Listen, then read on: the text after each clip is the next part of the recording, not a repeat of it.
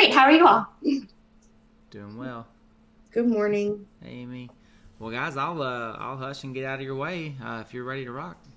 Sounds good. So I'm here to talk about daily learning paths, which is something I created for my class. And I'm looking for a present button and not seeing it. Let's see. Do I have presenter controls here? There should be one in the top right corner of your screen, Carrie, those three little buttons. All right, I'm finding it. Thanks. No problem. It's a little different. Can you see it all right? Yes, ma'am. And Carrie, Yes. do you think you could Okay. try to So Hey, here's Carrie. the Bitly. If you want to hop on and grab it, you can grab these slides.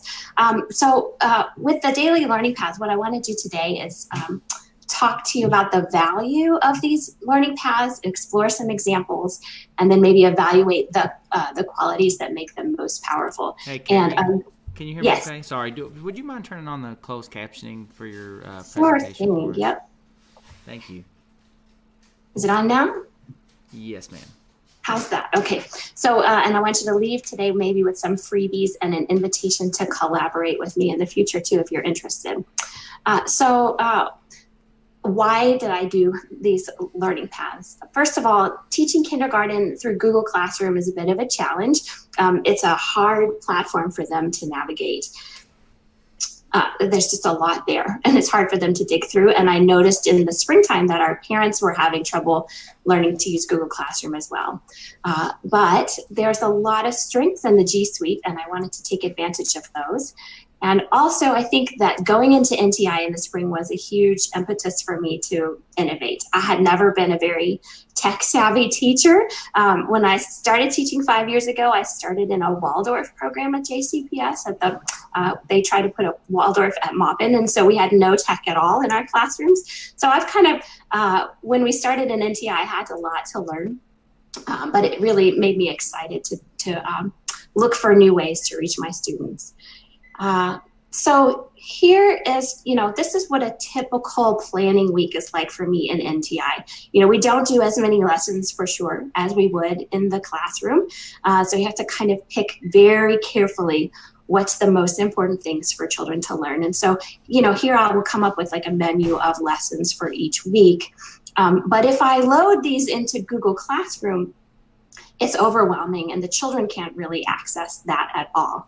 And so what I'm trying to do is come up with something that is more friendly for children that they can click through during the day. I really believe that asynchronous instruction needs to be super powerful during NTI. We have to give a lot of just the core, or in business, it might be the MVP, right? The minimum viable product. We have to get the most important work that we can give them. I also think I'm learning to speak the language of Gen Alpha. So my kindergartners are not even Gen Z kids. They're younger than that. They're newer than that. And these are the kids that will grow up in the 5G world. And so they live and breathe this stuff. And so I'm trying to provide school to them in a way that is relevant. I really want to build their independence so that they are not constantly needing their grown-ups to help them with their schoolwork. I also think that, especially for our youngest learners, having a routine feels good and is supportive to their learning. So just like in the live classroom, how we would sing the same song 100 times until all the teachers were sick of it, the children need that repetition over and over. And I also think that this is a way to, build trust with them because they know what to expect. So what am I talking about now? The daily learning path is a clickable path to take them through their school day. I start with a good morning slide, and I've built this in Google Slides. The first slide is a good morning slide where I introduce the learning goals for the day and try to set the tone for the day. And I do that with a little video that I make on Screencastify each morning. And then there is one slide, which is really a virtual classroom per subject. And then I have a break room slide where they can have brain break activities. And then I have a wrap-up slide at the end where I review the learning goals for the day and mention again what's due and where to turn it in. I think that's a part that gets very confusing for families during remote learning is what gets turned in through Lexia, what gets turned in Boom Cards, what gets turned in Padlet, what gets turned in Google Classroom. And so I try to make that very clear at the end of each day. And so I'm going to show you some examples here in a second. And as we go through, I want you to notice how the path looks the same every single day, only the lessons change. And the rooms are streamlined, not interactive. And so I'm a fan of Bitmoji Classrooms, and I've spent some time this summer building them for some instruction. These look like a Bitmoji Classroom, but they are not clickable. The only thing that the children are going to click on is the actual lesson. So I'm trying to steer them directly to what I want them to do.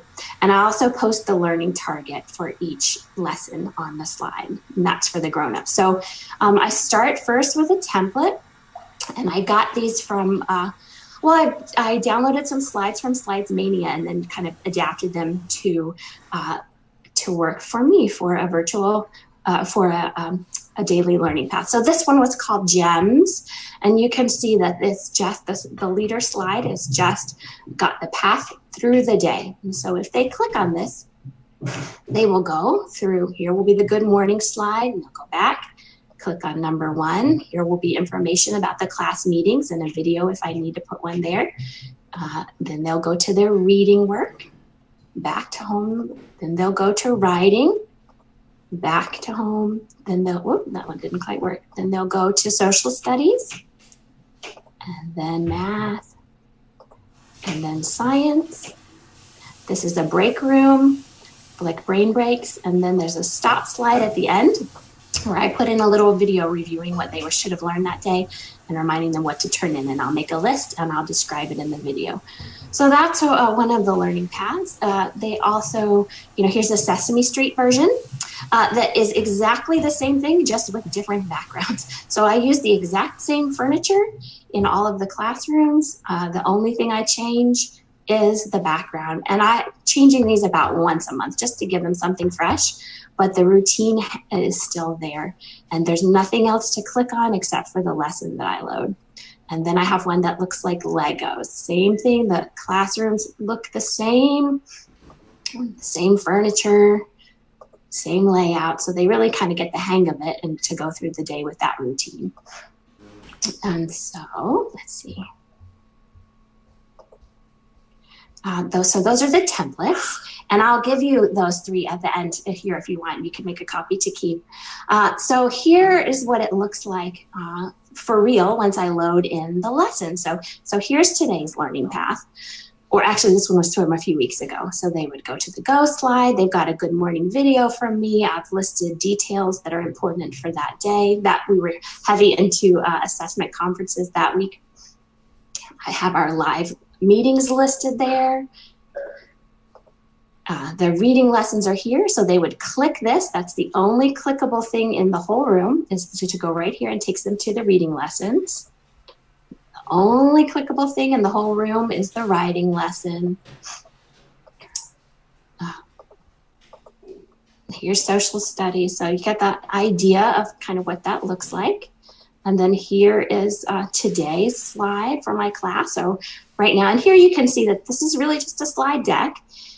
And so each slide, if over here on the left, you can see how they look. It's the same furniture. We've started our small groups last week, and so those links are here as I'm teaching families really how to use that each day.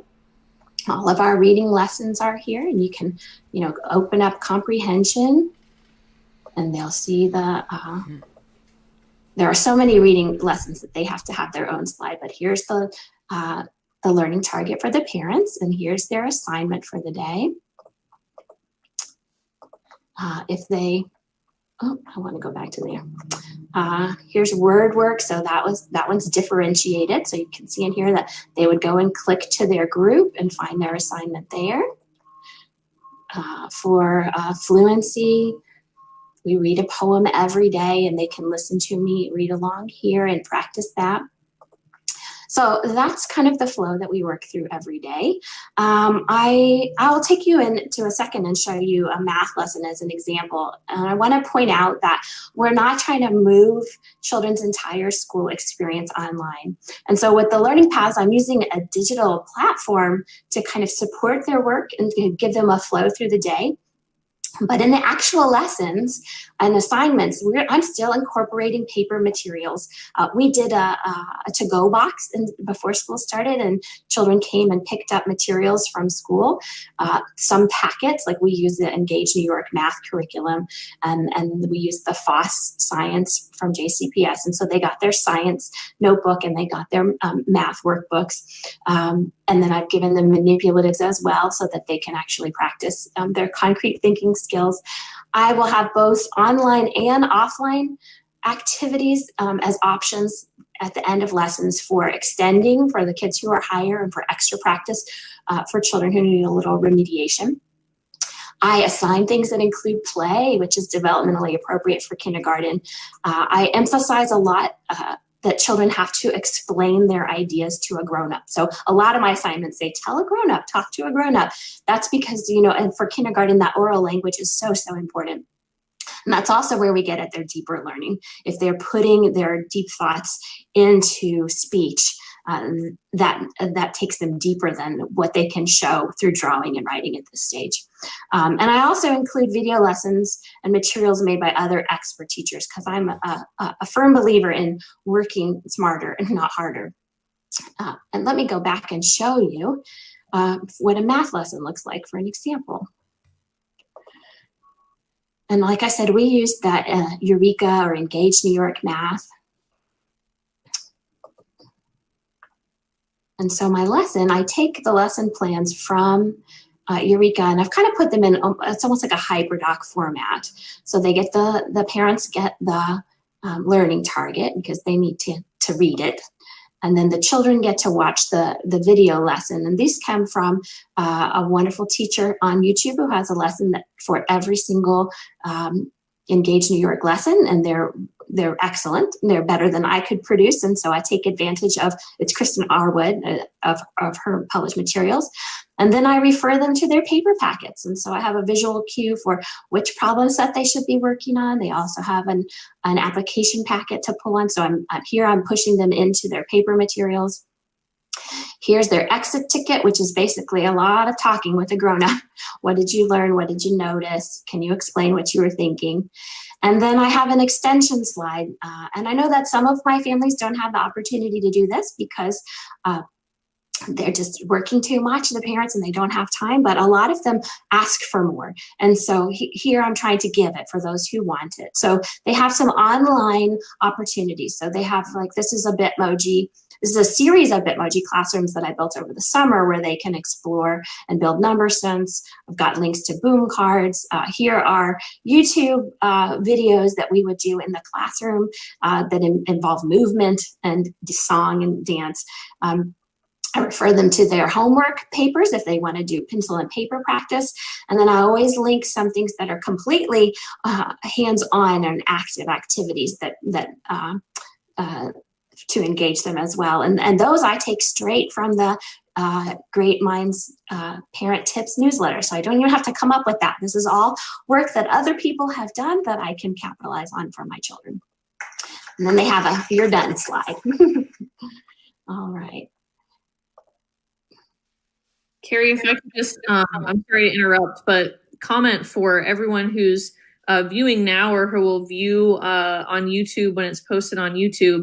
I think one huge strength of this is the automaticity you've created on the text side, so that there's so much regularity and routine that's created in the way this is presented, the way this is organized. And so the barrier of having to figure that out is removed for the kids, and they can really focus on the learning, the lesson, and what they have to do to show learning. And I just think that's a huge strength that I wanted to point out.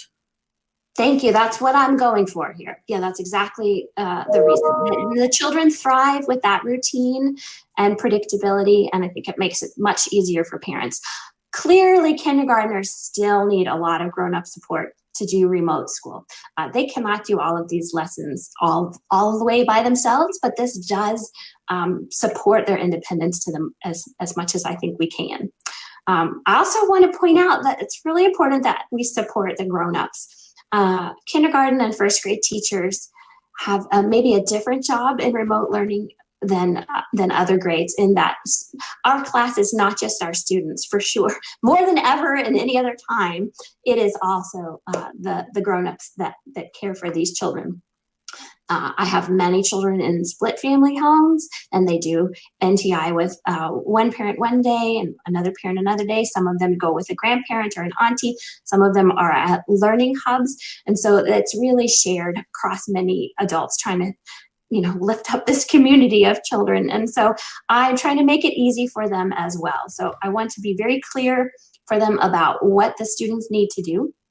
And I set goals for the week. And then in the morning, I give a video explaining the learning goals for the day. And then each lesson has a learning target posted to make it easy. And then I also try to talk a lot about why lessons and assignments are important. I use my little videos to point that out and to talk about why we're doing what we're doing. I also provided a lot of tools for them. So like I said, we did the to-go boxes where we gave the children some paper copies and some manipulatives. And I also produce a weekly list of, here are the materials you'll need this week. So if you were to go to my portal, this is the teacher page that each of us has. So I've got my assignments here. I keep it pretty simple. So this is it for the week, other than the meetings. So they can click here and get the learning goals for the week by subject. So hopefully that makes it clear what it is we are trying to learn this week. And then I give them this slide that shows all the materials that they need. This took a little while to build and to put in all the images, but I don't have to change it too much from week to week now that I have a stock of images. And I do think it really helps. I find that most of my students show up for live meetings with the materials they need, and here they know what to go pull out of their packets of worksheets. Because I gave them so much, I want them to be able to find what they need. So that's what that looks like. And also I try to clarify also what's due each day on that last slide and where to turn it in. I think that's another thing that's challenging. Definitely I found that challenging during NTI in the spring. I try to give a lot of options and flexibility built in so like with the extension slide, they can try out different activities. And then I also just try to love on them a lot and let them know that we are in this together. And I tell them that a lot in my videos, how much I appreciate them. Carrie, I would like to add that I think that this really provides for kids and the grown-ups a predictability and, what the expectation of what's there, especially for parents who have more than one child at home. Mm-hmm. They're trying to work and that kind of thing. So I think that is really important. And I love that you give them the go and grab this and get ready, because they're trying to prepare and lay out their day, or whoever might be helping them. So I love that. Thanks. And I try to always have that up by Sunday afternoon so that it's ready for the week. I do only load the learning paths one day at a time into Google Classroom, and that lets me tweak things as I need to be responsive to what's happening either in our community or with particular children. And it keeps it a little bit more like real school where things change a little bit day to day. But I have enough of my lessons planned by the weekend that I can let them know what they're going to need for the week. Well, I think that point that Amy made about all of this parent support is really important. I mean, I think we forget really often just how deep in our own, kind of educational language we can get sometimes. And I think providing parents the language support and the visual support of like what specific items they need to support their kids in the lesson that you've got planned for them is so important. And this having things roll out, I think day by day is good too, because if I can see a lot of people getting overwhelmed by, weeks of things rolled out at the same time. And then that allows you some flexibility to tune and revise and change things as needed. But yeah, the parent support, I think, is another huge strength of the system that you've built, Carrie. We are in this together, especially kindergarten and first grade teachers with our children's grown-ups. We have to, I feel like we have to approach every day like that. Like, how can I support you to support your child's learning? So I wanted to say, here's how it's going. So I did a little Google form to my families last week, checking in on a scale of 1 to 5. How comfortable do you feel using technology in our classroom? I have 24 students and I got 22 responses so far. And it's good. I was really happy to see, 20 people are comfortable or very comfortable. So that's a good check-in. Nobody said very uncomfortable. Are my lessons well organized and my assignments clear? 19 of them said yes. 3 of them said sometimes. And when I did a little deeper dive to see who's saying sometimes, it is some of the families who are sharing NTI support across different locations throughout the week. And so I can see that they're having a little bit of a harder time with this than the others, but I'm happy with sometimes. I got 0 no's, so that's good. And can you easily find what you need? Again, almost everybody is happy with being able to locate what they need. How's it going for the kids? I've had almost perfect attendance. We've done a ton of conferences to check in with families and to do assessments for reading and for math. My synchronous instruction is almost 100%. I have really high participation in children completing the assignments that I post. I would say probably 19 or 20 out of 24 get them done in the time frame that I recommend, or that I say when it's due. And the rest of the families are getting it done about a week or so later. And so, and that's fine with me, given the situation that we're in. So I'm really pleased with their participation. I have a high level of commitment from parents. I think because this communicates to them that I really value their child's education, and that I've made very careful decisions about what their kids can learn and should be focused on in this time.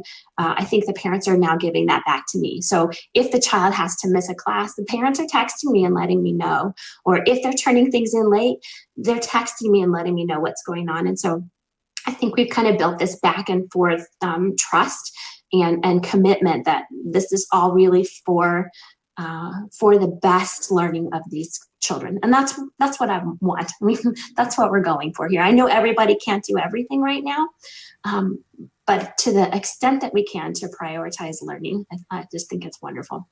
Carrie, if I could interrupt and ask what might be an ignorant question, but I think there might be some other people wondering as well. What role does your assistant or your classified partner in crime play in your learning design and implementation? Sure. So we started our small groups last week. So we have 6 guided reading groups that meet every day. I'll teach 3 of them and she'll teach 3 of them. So we're teaching at the same time in separate small groups. And then we have 4 math groups that meet every afternoon. I'll teach 2 and simultaneously she'll teach 2. So I'm lucky to have an assistant who's really a good teacher. She also helps follow up on children who are missing or assignments who are missing. And that's been a good support too. That lets me spend my feedback time on the work that has been turned in so far, and getting those comments back to families.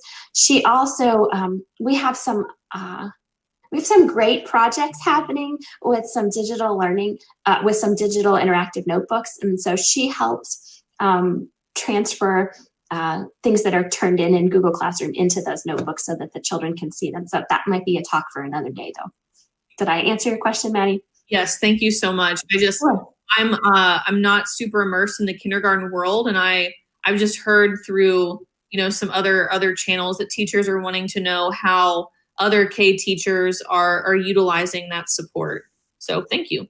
She's also like the first text for most of my families too, because the families know that if I'm teaching, they can also reach out to her. And if she can answer a question faster than I can, she will. And if she doesn't know the answer, then it bounces to me. But that's helping us to respond quickly. So I also wanted to point out that we had a really smooth transition when we added small groups for reading and math last week. That was a huge deal because it was a lot of scheduling to get all of these children into different groups and to get the families to know when to log them in. So it's 2 additional Google Meets per day for these families. We went from 2 to 4 and our attendance was fantastic. And so I think that having this support and having this information, you know, through videos and through visual reminders and seeing it every day helped them to make sure they came on time. I see my kids are pretty happy, independent learners. Like they're smiling a lot when they come to live meetings. I'm hearing from the parents that the children are becoming more independent and that many of them are eager to start work each day. So that's really good feedback for me too. And then I'm also seeing measurable growth in their skills. That's good. They're learning. And so I know that it's working. So just to kind of recap, you know, this daily learning path is a communication tool primarily. It's also an organizing structure that supports routine for the children and for the parents or grown-ups. I hope that it's an engaging digital experience of school for remote learning. I think that they enjoy it. And also it integrates well with Google Classroom. And so I do usually post one new learning path each day. And I try to post it in the afternoon of the day before. So for the grownups who need to go and pull materials and just kind of get their head together for the next day, they have the opportunity to do that. Carrie, I do want to ask a quick question before you go to the next slide. Right there where it says it plays well with Google Classroom, when our viewers take these templates and they try to put their stuff in there, can you talk real quick about how you serve that up in Google Classroom? Sure, I can give you a quick peek in mine if you'd like. So this is can you see it all right? Yes, I can. All right, so here's my Google Classroom. I keep my stream really clean. I just kind of update I have 2 posts and I just update them. One is for tech support and one is for, you know, here's our meetings. You can see it. It was originally July the 3rd, so I've been just updating that same one. I don't like the stream to get busy. And then for classwork, the way that I organize my classroom, I have the very first topic that families will see is the name of the week. And I always bring the new week up to the top. And then I have the what are we learning this week? That's the same thing that you saw in the portal with it looks like a bulletin board and the materials are again here. And then I link if I have newsletters from Engage New York, I put those there. And then here's today's learning path. So you can see it right here. They go straight to it. I published to the web before, and that's the link that I share here. You can see that they're grayed out because my next few learning paths are here, but they won't post until this afternoon and this evening. I always have a synchronous learning material, and I'll add, as we have our Google Meets, I add the links there. I try to have as few things as possible in Google Classroom just to keep it really simple for them. And then I'll have some assignments that are due here. And so you can see right now there are 3 assignments posted here for this week. They do have some other assignments as well that are not due in Google Classroom. And then when the week is over, I'm just going, excuse me while I make you dizzy and scroll all the way down. I'll have a topic at the bottom of the classwork that is past weeks. And then I will move assignments down here. I don't like to delete those because then they go away and I can't see the kids' work anymore. And I'll move their synchronous instruction material down here. And then everything else that I served up as material instead of an assignment, I put on that archive slide, which actually I showed you at the very beginning. And I kind of build this as I'm writing my lesson plan. So this is this week's archive, but it's already done because I linked it as I went through. So that way, if they need to go back and find an old lesson or material, it's here for them. Did that get at your question, Amy? Yes. Your Google Classroom is very impressive. Thank you. Let's see. So here you go. If you grab my slides, you can make a copy of the gems and the Sesame and the Lego. I don't own these because I took them from Slides Mania and I just adapted them. The furniture is already built in there. That part's done. That was a day or maybe a day and a half of my summer that I spent building those templates. And I'm all big believer that we should all share with each other. If you need more skills, I gave some PD at my school on Bitmoji Classrooms and digital interactive notebooks. Those are there if you'd like to watch them. And then looking ahead, I just want to quickly mention that I think this is my sub plan from now on. Once we're back in the classroom, I think this is, if I have a sub who can click on the panel, I think I've got sub plans here. I think snow days are a thing of the past, so this will be remote learning in the future. And then I just want to offer, if you want to team up, I would love to. I think the part that takes so long now is building all these individual lessons. And I would love to say, here, I've got math for the next month. Do you want to do science for the next month? And we'll swap. So if you want to share with me, you can reach out. Here's my email and there's my Twitter handle. And thank you so much for the time. I hope this was useful to you.